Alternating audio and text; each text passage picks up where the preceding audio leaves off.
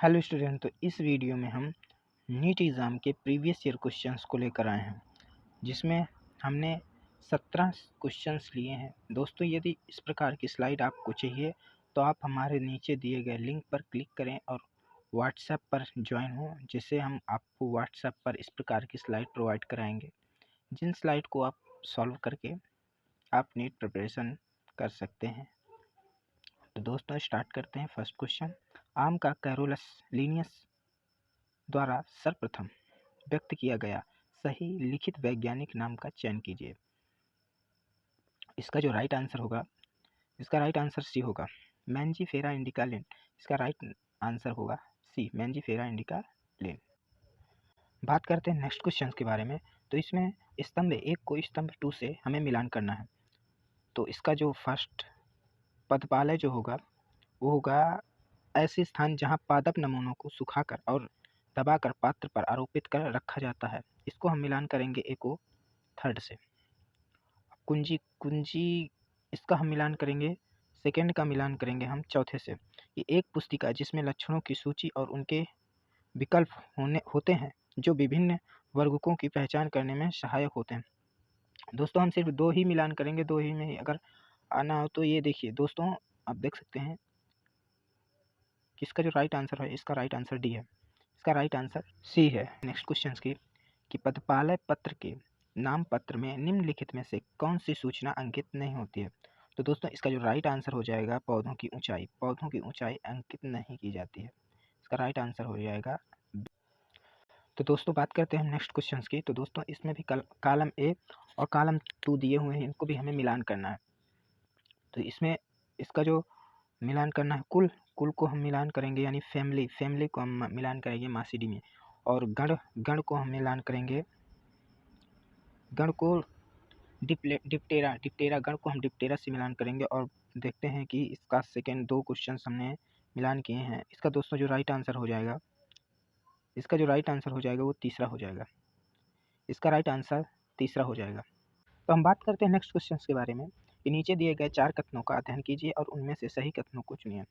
तो ए है, जैव स्पीशीज की परिभाषा आर्नस्ट मेयर ने दी थी। तो ये तो सही है, आर्नस्ट मेयर ने दी थी। इसका दूसरा जो बी है, प्रकाश काल का पौधों के जनन पर कोई प्रभाव नहीं पड़ता है। नो, इसका प्रभाव पड़ता है। This is wrong answer. बात करते हैं सी की, द्विनाम पद्धति तंत्र R.H. व्हिटेकर ने दिया था। ये भी गलत। एक कोश की जीवों में जनन और वृद्धि समानार्थक होती है, ये सही है। तो जो इसका राइट आंसर हो जाएगा वो ए हो जाएगा, A and D. A and D इसका राइट आंसर है। बात करते हैं नेक्स्ट क्वेश्चन के बारे में कि नामकरण कुछ सार्वभौमिक नियमों से संचालित है। निम्नलिखित में से कौन सा एक नामकरण के नियमों में विपरीत है। तो ए, जैविक नाम लैटिन भाषा में होते हैं और छपाई में तिरछा लिखते हैं। या फिर बी, जैविक नाम को जब हाथ से लिखते हैं तो शब्द रेखांकित होने चाहिए। या फिर सी, जैविक नाम को किसी भी भाषा में लिख सकते हैं। या फिर डी, जैविक नाम में पहला अक्षर वंश का तथा दूसरा अक्षर जाति को दर्शाता है। तो इसमें जो राइट आंसर होगा, इसका राइट आंसर होगा सी, कि जैविक नाम को किसी भी भाषा में लिख सकते हैं। बात करते हैं नेक्स्ट क्वेश्चन के बारे में कि निम्नलिखित में से कौन सा कथन सही नहीं है।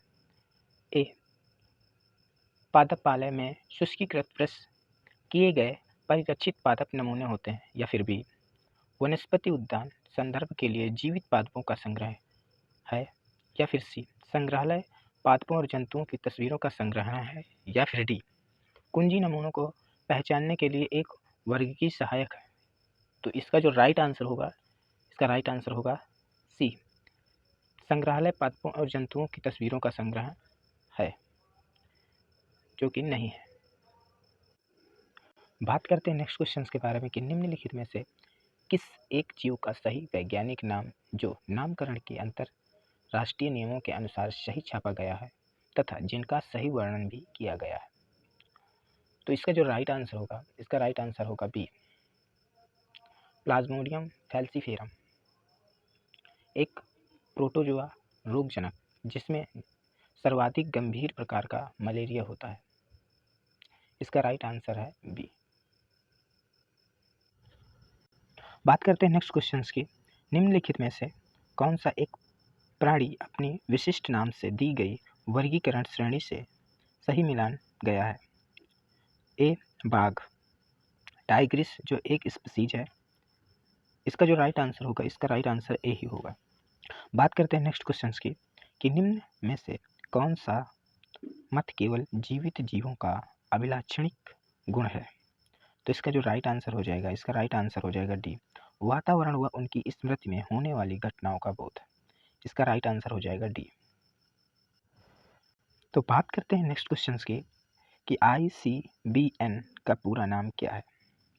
तो इसका जो राइट आंसर हो जाएगा, इसका राइट आंसर हो जाएगा C, international code of botanical nomenclature. इसका राइट आंसर हो जाएगा सी।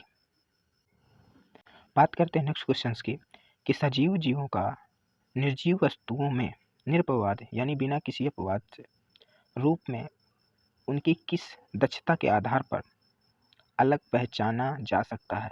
उनको अलग पहचाना जा सकता है। तो इसका जो राइट आंसर हो जाएगा, इसका राइट आंसर हो जाएगा बी, स्पर्श के लिए संवेदनशील। दोस्तों संवेदनशील यानी संवेदना उत्पन्न करना। जैसे आपने किसी को मार दिया तो वो संवेदना अपने उत्पन्न करने के लिए या तो आपको मारेगा, लेकिन अगर आप किसी निर्जीव वस्तु को जैसे कार को मारते हैं तो क्या कार आपको मारेगी? नहीं मारेगी, क्योंकि उसमें संवेदना नहीं होती है। आप कार को जलाएंगे, कार अपने आप बाहर नहीं आ जाएगी, लेकिन अगर आपको जलाएंगे तो आप ऑटोमेटिक बाहर आ जाएंगे। इसी को कहते हैं संवेदना। बात करते हैं नेक्स्ट क्वेश्चंस की कि वनस्पति उद्यानों का एक सर्वाधिक महत्वपूर्ण कार्य क्या है? तो इसका जो राइट आंसर हो जाएगा ए हो जाएगा, उनमें मूल स्थानेतर जनन द्रव्य का संरक्षण होता है। इसका राइट आंसर हो जाएगा ए। बात करते हैं नेक्स्ट क्वेश्चंस की कि स्पीसीज को किस रूप में माना जाता है? तो इसका जो राइट आंसर हो जाएगा, इसका राइट आंसर हो जाएगा ए, वर्गीकरण की वास्तविक आधारभूत इकाई है। बात करते हैं नेक्स्ट क्वेश्चंस की कि जैव वर्गीकरण विज्ञान का उद्देश्य। तो जैव वर्गीकरण विज्ञान का उद्देश्य, इसका जो राइट आंसर होगा ये सी होगा, जीवों का वर्गीकरण करना जो उनके विकासशील इतिहास पर आधारित हो तथा सभी अध्ययन क्षेत्रों में विविध प्रचलों की सकलता पर उनका जातिवृत्त स्थापित करना। इसका जो राइट आंसर होगा वो सी होगा। बात करते हैं नेक्स्ट क्वेश्चंस की कि निम्न में से कौन सा जीन्स की तुलना में कम सामान्य लक्षण रखता है? तो इसका जो राइट आंसर हो जाएगा ए हो जाएगा, जाति। इसका राइट आंसर ए हो जाएगा। बात करते हैं नेक्स्ट क्वेश्चंस की कि निम्न में से कौन म्यूसिडी कुल में आता है? तो इसका जो राइट आंसर हो जाएगा ए, मक्खी। इसका राइट आंसर हो जाएगा ए।